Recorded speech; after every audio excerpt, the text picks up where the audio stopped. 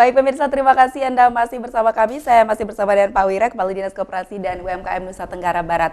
Dari segmen 2 tadi dapat saya simpulkan apa yang sudah disampaikan oleh Pak Wira, bahwa memang UMKM ini kalau mau berkembang, apalagi di tengah pandemi, harus mempunyai inovasi dan juga mengikuti perkembangan yang ada, seperti perkembangan teknologi ya Pak Wira ya. Betul. Iya, ada juga event-event yang tentunya akan berlangsung, event nasional bahkan internasional di Nusa Tenggara Barat, khususnya di Pulau Lombok ada MotoGP, kemudian ada Superbike dan lain sebagainya yang akan berlangsung.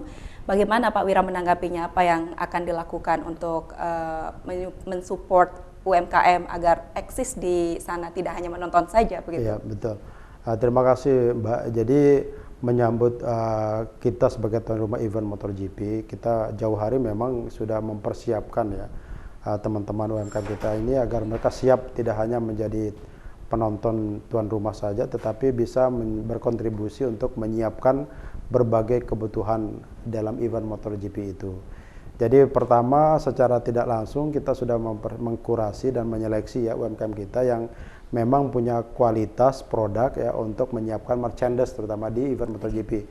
Jadi kemarin bekerjasama dengan MGPA ya, ITDC, anak perusahaan ITDC, kita mengkurasi, menyeleksi pertama ada 150-an UMKM, kemudian diseleksi dan dikurasi menjadi 27 UMKM. 27. Ya, 27 UMKM yang siap untuk menyiapkan merchandise bagi penyelenggaraan event MotoGP. Oke, itu yang langsung terlibat di tengah-tengah event MotoGP ya. 27 jadi, dari ribuan yang ada di NTB ya. Dari yang diseleksi 150 kan itu untuk penyiapan seperti topi ya, baju kaos, kemudian tas dan lain sebagainya gitu ya.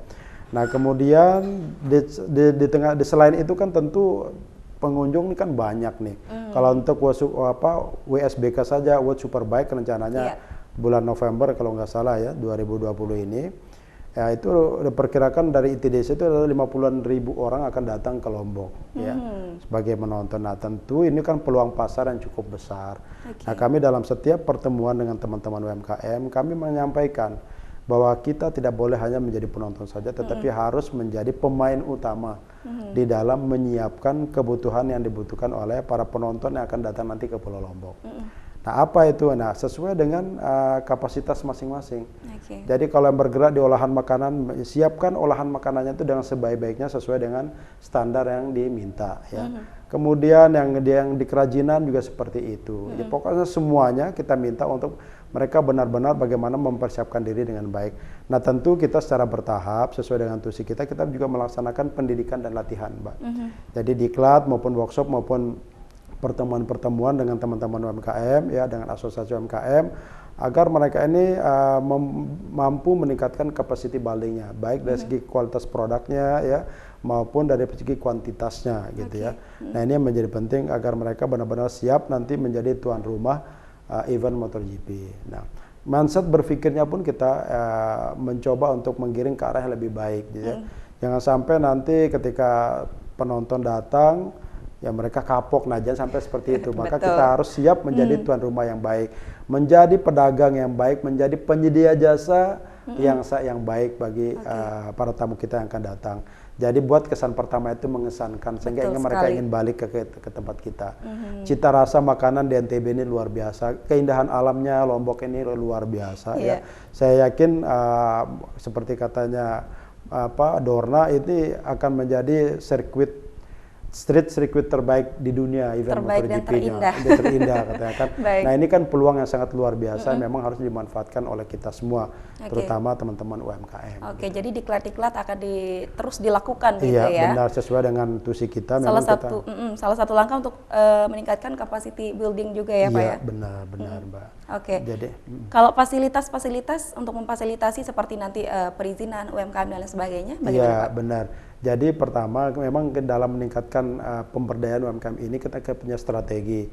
Pertama dari aspek legalitas gitu ya. Jadi teman-teman ini yang memang belum punya izin gitu ya, kita fasilitasi melalui kami punya pendamping PLUT namanya Pusat Pelayanan Usaha Terpadu yang memang mereka kita latih untuk menjadi seorang profesional untuk membantu teman-teman mengurus perizinannya. Jadi aspek legalitas ini kita coba fasilitasi agar mereka punya perizinannya, NIB-nya ya.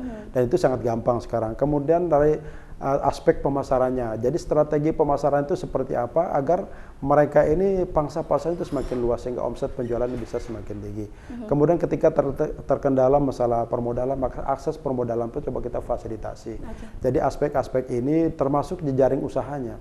Jadi mereka harus juga mampu bermitra dengan pihak lain untuk bekerjasama untuk meningkatkan kualitas produknya ataupun untuk meningkatkan kuantitas daripada produknya ketika permintaan itu semakin banyak. Oke. Untuk memastikan hal-hal yang sudah dilakukan itu didapatkan oleh banyak UMKM, jangan hanya beberapa UMKM saja, karena nanti pasti akan ada juga ya di beberapa UMKM yang akan kok ini saja begitu. Betul. Bagaimana Pak upayanya agar menyeluruh begitu? Ya, pertama kita kan mengevaluasi setiap pelaksanaan diklat yang ada.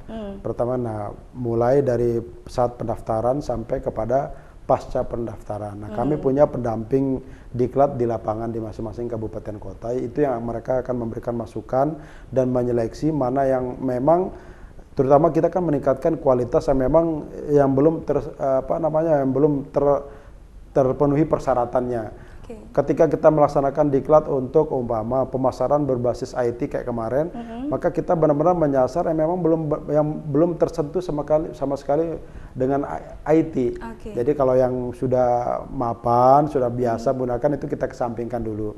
Tapi kita mengutamakan yang memang belum tersentuh IT. Nah, kemudian daripada kayak orangnya juga jangan itu saja gitu kan. Nah, ini kan juga karena secara administratif juga kita menyeleksi itu secara baik. Direkap dengan baik, ya, di file dengan baik sehingga tidak berulang orang-orang itu saja yang mengikuti kegiatan diklat. Gitu. Oke, jadinya evaluasi dilakukan ya tetap ya untuk bisa memeratakan gitu ya apa yang sudah dilakukan oleh pemerintah. Betul. Terakhir Pak Wira, apa yang ingin disampaikan kepada masyarakat khususnya para UMKM juga harapannya ke depan seperti apa? Silakan. Iya, terima kasih. Jadi melalui kesempatan yang baik ini saya mengajak kepada teman-teman UMKM kita semua ya, terutama yang berada di Pulau Lombok dan Sumbawa, agar kita benar-benar menyiapkan diri untuk menjadi pemain utama untuk menggerakkan perekonomian bangsa ini. Kita sudah punya Pergub 43 2020 tentang pemberdayaan UMKM melalui aksi bela beli produk lokal. Mari kita siapkan diri dengan baik. Kemudian kita dalam menyambut event MotoGP ini, mari kita tingkatkan capacity building kita masing-masing, baik dari segi kualitas produk ya maupun kuantitasnya ya.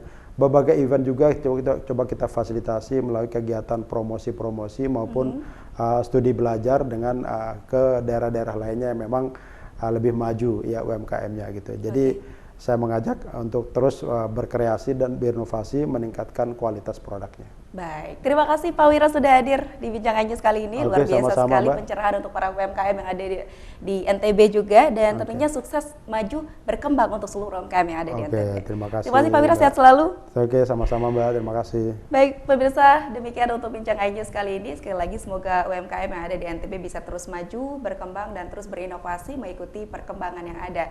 Dan saya Kuria Hafizah pamit undur diri, mewakili kru yang bertugas. Wassalamualaikum warahmatullahi wabarakatuh. Sampai jumpa.